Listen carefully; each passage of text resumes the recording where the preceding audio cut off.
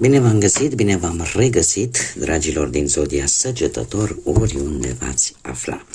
Bine ați venit la o nouă lectură generală pentru ce a mai rămas din luna august, mai precis, săptămâna cuprinsă între 25 august până pe 31 august inclusiv. Așa că toți cei care aveți soarele, luna, Venus, ascendentul sau oricare alt aspect astral important pentru voi din harta voastră natală și care are legătură cu Zodia Săgetător, această lectură este de asemenea și pentru voi. Și ca de fiecare dată, nu uitați, este o lectură generală, așa că vă rog să luați decât acele mesaje care rezonează cu voi, restul lăsați-le să zboare în univers, pentru că sigur sunt pentru alte energii, care într-o mai mică sau mai mare măsură au legătură cu Zodia Săgetătorului. Așa că, dragilor, haideți să vedem cu ce energie intrați în această ultimă săptămână de august. Care este energia, dragilor mei, din Săgetător sau cu legături puternice cu această zodie în săptămâna 25-31 august? O energie care nu prea vă place, mai ales cei care aveți poate vreun ascendent în Vărsător. Avem cifra 2 care vorbește de o dualitate umană perfect normală. Pentru unii poate această dualitate ne poate vorbi de acea dependență de a nu face nimic singur, de a încerca să vă găsiți într-un fel echilibrul, pacea, dar alături de cineva. De asemenea, apare necesitatea asta de a face lucrurile în pereche, de a face lucrurile cu cineva lângă voi. Poate pentru unii dintre voi doi o să reprezinte și anumite decizii pe care voi vreți să le luați și parcă care nu prea vă convin. Nu neapărat, cred că postura de a alege, postura de a decide nu este tocmai una pe placul vostru. Cartea în sine îmi vorbește de un labirint, îmi vorbește de anumite întârzieri, de faptul că niște lucruri cumva se complică, unde poate gândeați că drumul este drept și nu are cotituri, se pare că ceva imprevizibil a venit și atunci trebuie să vă găsiți calea. Lucrurile parcă nu mai sunt atât de ușor de făcut. Ce aș mai spune că există anumite probleme pe care trebuie să le rezolvați și care se pare că nu se vor rezolva poate cum voi ați gândit sau poate nu se vor rezolva atât de ușor. Va trebui să vă puneți mintea la contribuție, să consumați un pic de energie ca să le dați de cap. Și mai ales că avem și Zodia Vărsător, asta îmi spune pentru cei, în mod special pentru cei care vă regăsiți cu ascendentul în Vărsător, că poate, nu știu, ați vrut să dau un exemplu. Poate că ați vrut să achiziționați, nu știu, ultimul răgnet de gadget de ăsta, care e la mod acum, nu știu, apar n-am că nu prea mă pricep, un lucru pe care tu ai fi vrut să-l obții și care să făcuse un plan bine stabilit, domne, îl iau în cutare dată, e posibil să se întârzie, să nu poți să-l iei chiar în respectiva dată. Sau sunteți într-un moment în care veți fi nevoiți să rupeți anumite paradigme, să ieșiți din anumite forme de gândire, să încercați să vă valorați mai mult libertatea, pentru că simțiți că poate viața voastră are un curs destul de sinuos, destul de îmbârligat, destul de încălcit. Și atunci apare această dorință de libertate, de a ieși din această stare de încurcătură. Eu aș mai spune că e posibil ca în această săptămână să fiți și foarte intransigenți, să nu iertați așa cu una, cu două. E posibil și acest lucru. Haideți să vedem ce ne spune tarotul. Ce vine pentru dragii mei din Săgetător sau cu legături importante cu această zodie în perioada 25-31 august, atât pe plan profesional, financiar sau sentimental.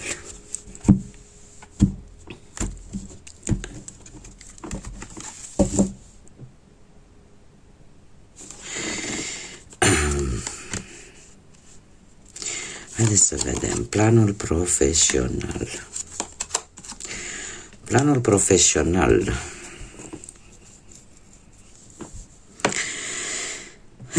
Hei, dragilor, se pare că ori un drum care are legătură cu munca sau în drumul către muncă, într-un fel sau altul, da? Pentru că acest 6 de monede mie îmi vorbește, în primul rând că vorbește de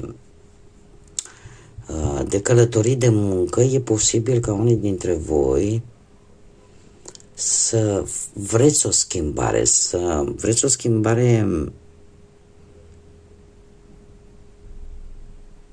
e posibil ca nu de puțină vreme ori să fi renunțat la un job, ori să fi renunțat la o anumită situație legată de muncă. Pentru că mie mi-apare că, mai ales că avem și un 3 de cupe, eu zice că apare o celebrare. Apare totuși un motiv, mare atenție, un motiv de bucurie, aș spune.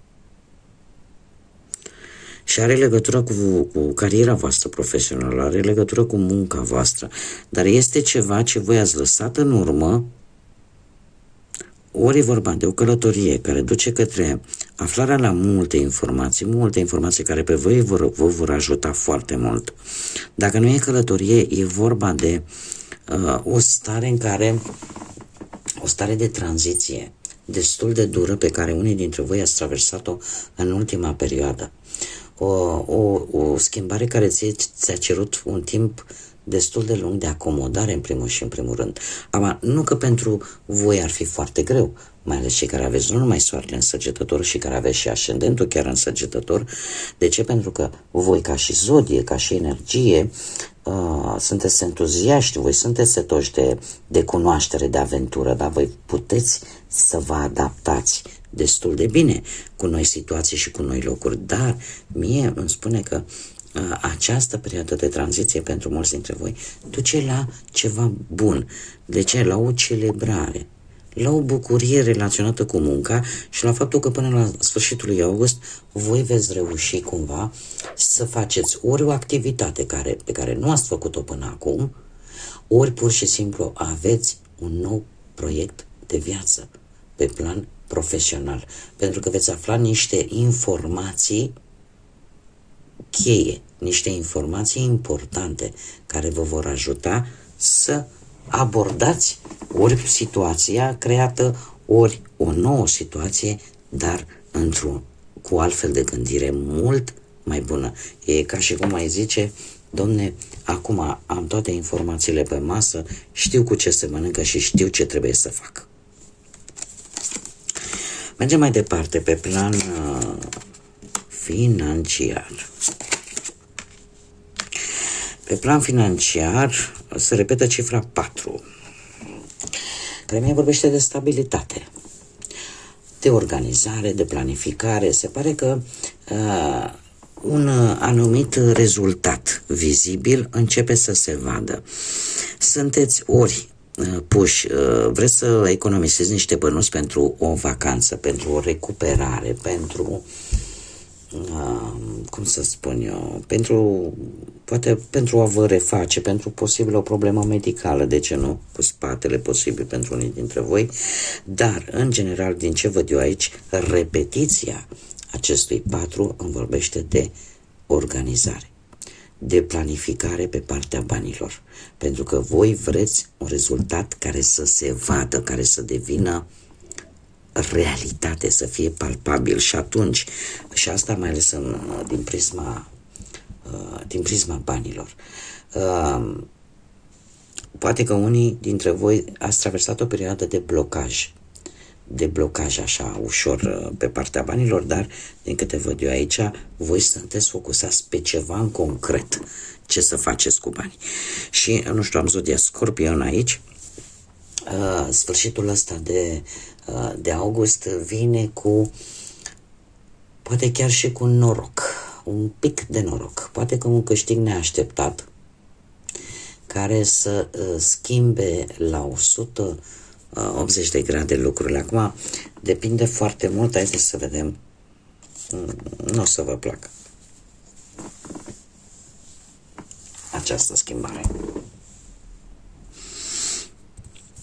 Nu o să vă placă. Pare rău. Chiar îmi pare rău. Mie asta cărțile mi-arată. Din păcate. Dar este o schimbare care vine ca o lecție. Nu știu de ce, dar vine ca o lecție. Poate în felul în care cum lucrați voi cu banii, cum vedeți voi lucrurile vis-a-vis de bani. Pentru că această schimbare, care am spus că vă schimbă la 180 de grade situația financiară, e ceva care nu o să vă convină cu acest 3 de spade. De ce? Orică investiți, ați investit în ceva și nu iese cum ați vrea voi, ori apare un refuz. Un refuz legat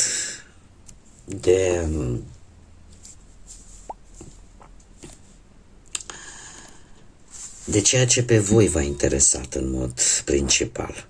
Și asta o să vă necăjească. Poate că pentru ce strângeți voi bani, pentru ce vreți voi să faceți cu banii respectiv, probabil că nu o să se poată acum. Poate nu săptămâna asta, poate altă dată. Ok, aici mi-apare și un refuz. Cineva poate nu va mai vrea să vândă cu tare lucru sau să facă cu tare lucru, dar cumva are legătură cu bănuții. Asta poate să fie pe termen lung, poate să fie de bine. Timpul va spune.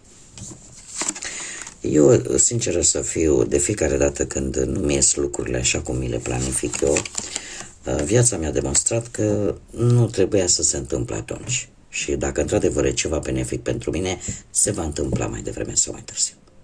Așa că nu vreau să fiți dezamăgiți. Mergem mai departe. Partea sentimentală, cei care sunteți deja într-un cuplu, într-o relație, dragilor, avem zodii de apă, Rac, Pești, Scorpion, avem zodia Gemeni, avem zodii de aer, Gemeni, Balanță, Doamne, ce aglomerație aici, Gemeni, Balanță, Vărsător.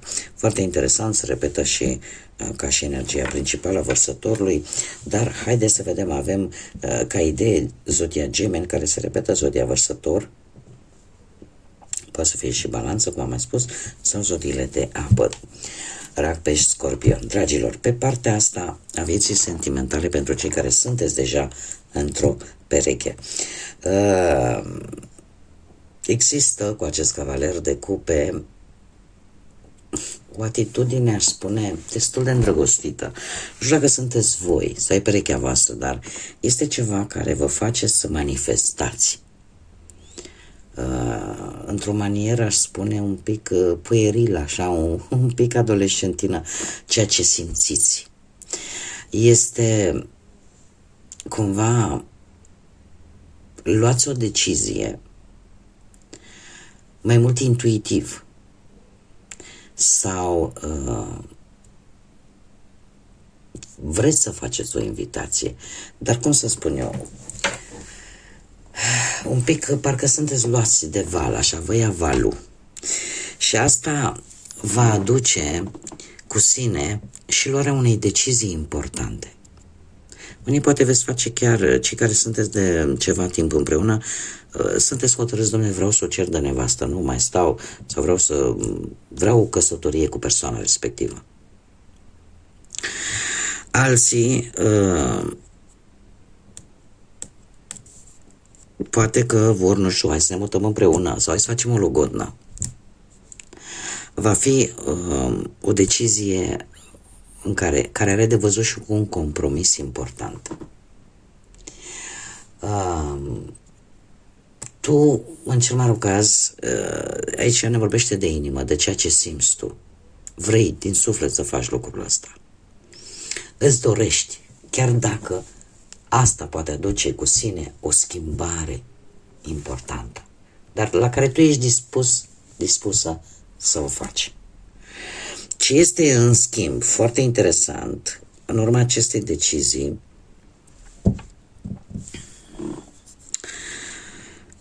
Eu aș zice totuși cu acest cavaler de spade, nu vă grăbiți, faceți-vă planul bine gândit.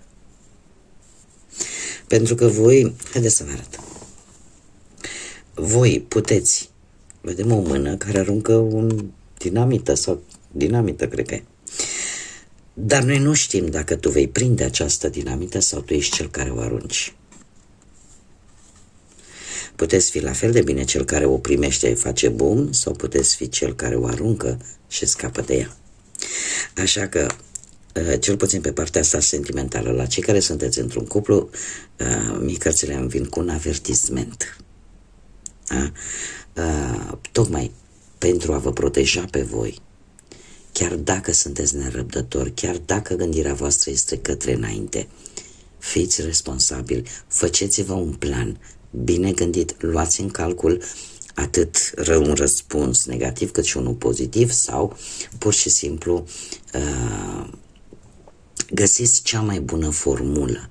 Mai ales, eu zice chiar și pentru cei care poate au fost un pic distanțați, așa nu prea ați comunica voi foarte mult în ultima perioadă.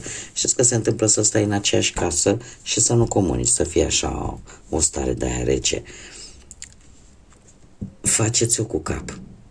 Faceți-o cu cap pentru că puteți, există reîmpăcare, nu e, relația poate merge înainte, doar că gândiți-le bine, nu vă grăbiți când luați decizii.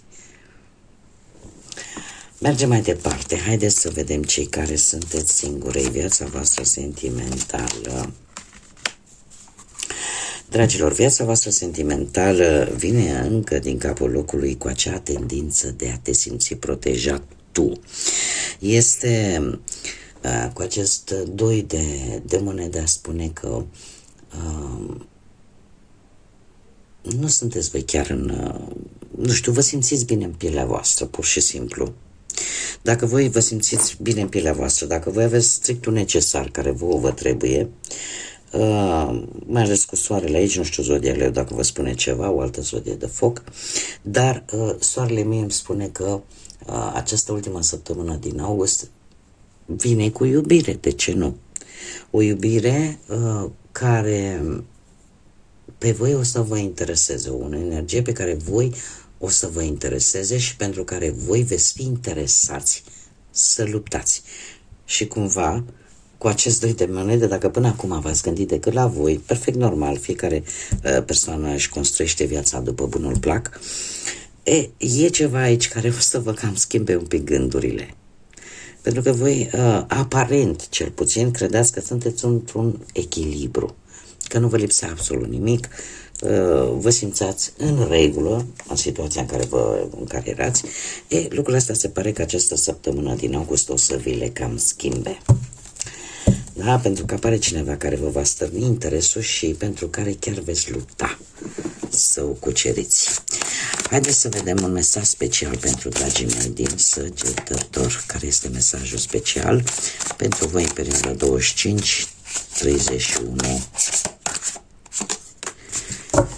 august? Și să vedem. Foarte interesant. Exact ce v-am spus, nu vă grăbiți. Urcă încet. Încearcă să mergi pas cu pas și cu eforturi cât mai mici, cât mai calculate. Asta înseamnă de fapt ideea de a nu te grăbi, așa cum am văzut încă dinainte, de a lua fiecare problemă pas cu pas, de a ieși din acest labirint, de a ieși din toată această energie în care tu ai senzația că ești blocat. Și atunci, tocmai pentru a nu greși și pentru a nu te încurca, iau metodic, iau pas cu pas, în așa fel încât să nu faci niciun consum foarte mare de energie, trămăiește-ți energia, efortul și dar în același timp să și avansezi. Da? Pentru că există posibilitatea de avansare, de a ieși. Doar că graba strică treaba. Așa că încercați să fiți cât mai calmi în această săptămână, cât mai răbdători și nu grăbiți lucrurile.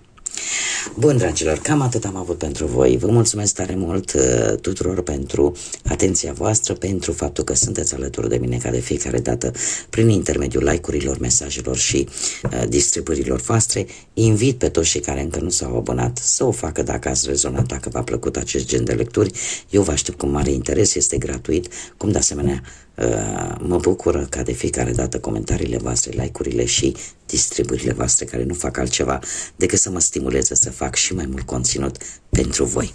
Până data viitoare, când ne vom reîntâlni la o nouă lectură, eu vă doresc tot binele din lume, să aveți un sfârșit de august cât mai liniștit, cât mai plin de răbdare și înțelepciune, în așa fel încât să vă rezolvați toate problemele sau toate situațiile care vă apasă.